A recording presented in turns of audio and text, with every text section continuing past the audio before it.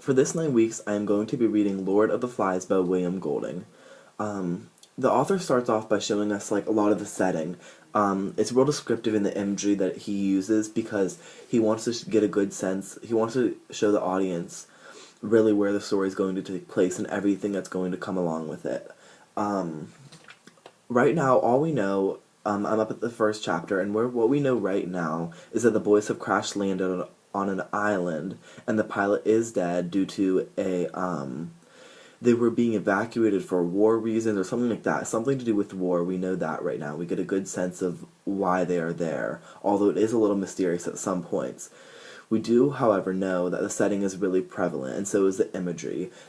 Obviously, they are crash landed on an island, so setting has to play a key role here somehow, because it sets up the whole plot for what's going to happen.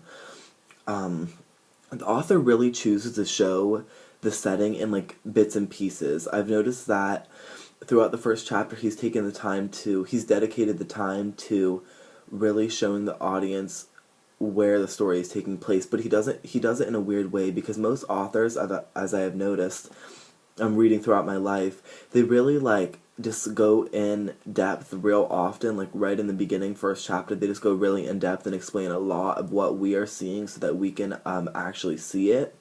But William Golding doesn't really do that. He just takes little bits and pieces and parts of the book to describe what we are supposed to be looking at and what we're supposed to be seeing, and that's really beneficial for the audience because we see periodically what is going on instead of one big chunk and then we have to wonder about everything else.